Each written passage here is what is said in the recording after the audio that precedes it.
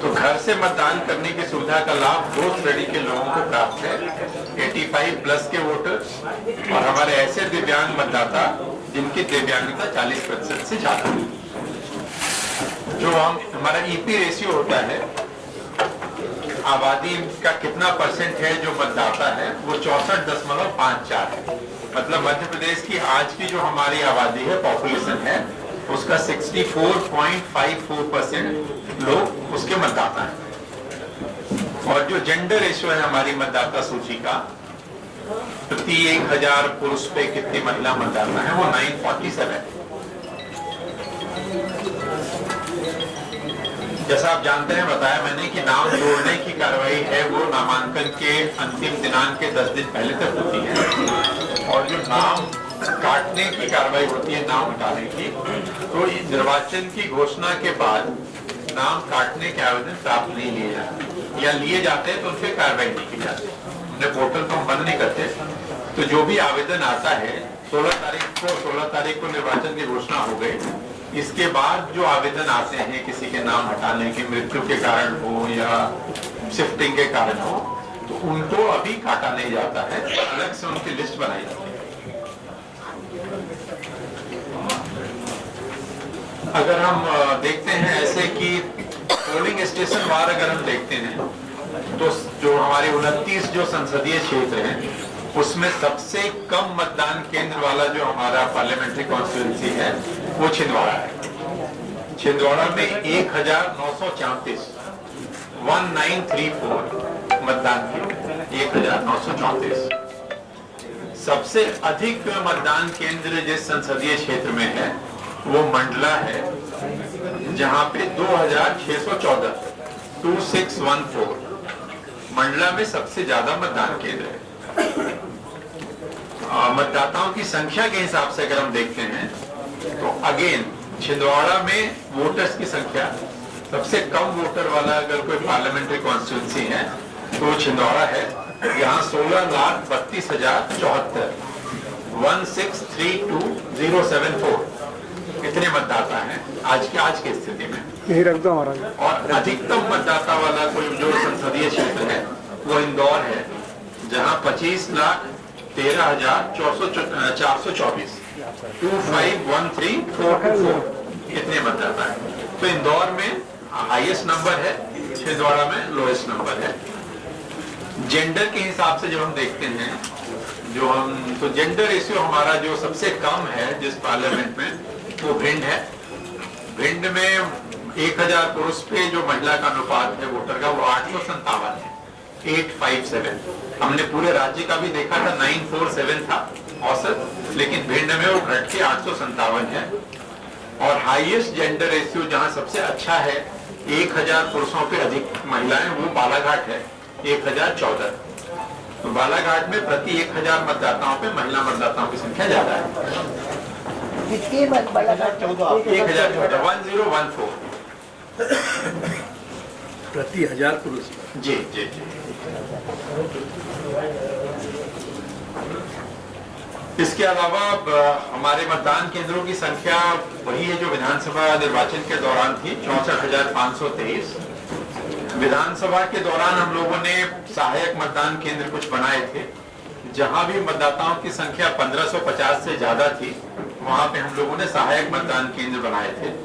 ये सहायक मतदान केंद्र वहीं पे बनाते हैं जहां मूल मतदान केंद्र होता है, कहीं मतदाता को अलग ही दूर नहीं जाना पड़ता। इस बार हम लोगों ने लोकसभा चुनाव के लिए विधानसभा चुनाव का जो अनुभव रहा था, उसके आधार पे 1550 की जगह इसको 1500 किया है। तो जहां भी जिस मतदान केंद्र पे 1500 से ज्यादा मतदाता हैं, वहां के लिए हम लोगों ने सहायक मतदान केंद्र बनाने का प्रस्ताव भारत निर्वाचन आयोग को भेजा है। इस प्रकार के कुल हम 367 सहायक मतदान केंद्र भारत निर्वाचन आयोग से अनुमति प्राप्त होते ही बनाएंगे। 367 ये सहायक मतदान केंद्र उसी जगह पे होते हैं जहां मूल मतदान केंद्र होता है। तो 2 मतदान केंद्र होने से थोड़ा भीड़ कम हो जाती है, आसानी से मतदान हम कर पाते हैं। कानून व्यवस्था सुनिश्चित करने के लिए जो प्रयास पिछली बार हम लोगों ने विधानसभा के दौरान किए थे, वही हम लोग इस बार भी कर रहे हैं।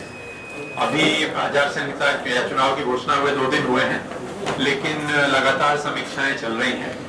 हमारे स्टेट में जो लाइसेंस्ड वेपन है वो 2,84,503 है, 2,284,503।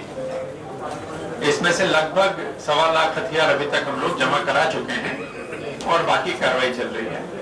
कुछ अवैध हथियार जब्त भी किए गए हैं, 152 अवैध हथियार हैं जो जब्त भी किए गए हैं। जैसा हम लोगों ने पिछले विधानसभा चुनाव के दौरान भी बहुत सारे मतदान केंद्र हमारे थे, आप सबसे पहले भी चर्चा हुई थी, जो पूर्णतः विमेन मैनेज थे, जिसको हम पिंक पोलिंग बूथ कहते हैं, जहाँ पे चारों जो मतदान दल होते हैं सभी महिलाएं थी। मंदसौर में आपको बताऊं पूरी काउंटिंग की पूरी वहाँ महिलाओं ने की थी विधानसभा चुनाव के दौरान, जो कंट्री में एक बड़ा अनूठा प्रयोग रहा था और बहुत सराहा गया था। इंडिया टुडे ने भी इसको कवर किया था। तो लोकसभा निर्वाचन के दौरान हम लोगों ने टारगेट किया है कि 3,500 मतदान केंद्र हम महिलाओं के द्वारा संचालित, सोचा अधिक से अधिक प्रयास ये होगा कि और भी बढ़ाएं, तो सभी कलेक्टर अभी 3,500 हम लोगों ने टारगेट किया है और इसको बढ़ाने का प्रयास करेंगे। इसी तरह से 250 मतदान केंद्र दिव्यांग साथियों के द्वारा संचालित हों, ये हम लोग प्रयास कर रहे हैं। लोकसभा निर्वाचन में लगभग 5.5 लाख कर्मचारी हमारे लगेंगे। मतदान दिवस के दिन बीएलओ हर मतदान केंद्र में पहले उपलब्ध रहते हैं, उनके पास भी एक सूची होती है ताकि वो मतदाताओं की मदद कर सकें। ट्रेनिंग आदि जो भी व्यवस्थाएं हैं, वो निर्धारित सारी जो गतिविधियां हैं इलेक्शन से रिलेटेड, वो अपनी टाइमलाइन के हिसाब से चल रही हैं। चूंकि पार्लियामेंट में विधानसभा में क्या होता है कि जो ड्यूटी लगती है इस विधानसभा के कर्मचारी की ड्यूटी दूसरी विधानसभा में लगती है, तो वो लोग पोस्टल बैलेट की जरूरत पड़ती है। पार्लियामेंट में चूंकि 8 विधानसभा का एरिया होता है, तो कर्मचारी को पोस्टल बैलेट की जगह अधिकांश कर्मचारी इलेक्शन ड्यूटी सर्टिफिकेट से वोट करेंगे, क्योंकि उन कैंडिडेट नहीं बदलते, पार्लियामेंट का पूरा कैंडिडेट सेम रहता है। तो अगर इस विधानसभा वाले कर्मचारी की ड्यूटी दूसरे विधानसभा में लगी हुई है, तो कैंडिडेट का परिवर्तन नहीं होता, तो वो लोग एडीसी से उसको करेंगे। हाँ, जहां उनकी ड्यूटी होगी वहीं डाल देंगे।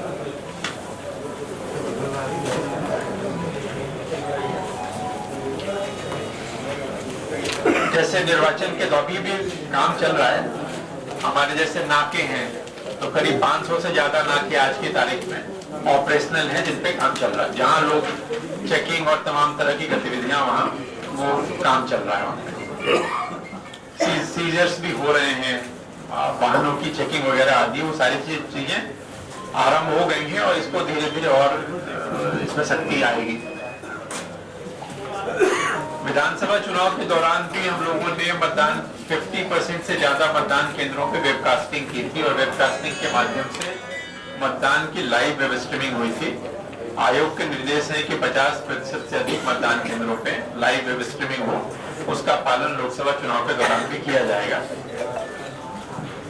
जिन गाड़ियों में ईवीएम मशीन का परिवहन होता है, जिस वाहन से पोलिंग पार्टी जाती है मशीन लेकर के और जिससे लौटती है, उसके साथ साथ सेक्टर ऑफिसर जो उस दिन चुनाव के दिन होते हैं, इन सभी गाड़ियों में जीपीएस लगा होता है। विधानसभा के दौरान भी था और इस बार भी रहेगा कि जीपीएस के माध्यम से इनके मूवमेंट को ट्रैक किया जा सकेगा कि गाड़ियां किस रास्ते पे जा रही हैं।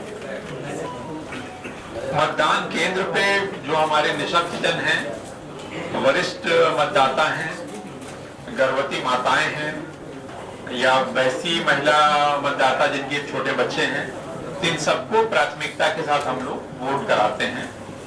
यथासंभव अधिकांशतः इनको लाइन में नहीं लगना पड़ता, स्वतः ये लोग स्वतः भी उनको आगे कर देते हैं और हमारे जो वॉलंटियर्स हैं वो भी इनकी तत्काल मदद करके ये करते हैं। इस बार चूंकि गर्मी भी होगी तो पर्याप्त छाया वगैरह की व्यवस्था भी मतदान केंद्र में हम लोग पानी तो रखते हैं, पानी भी रहेगा, छाया भी रखेंगे गर्मी का। जी, मठा वगैरह का तो नहीं है, लेकिन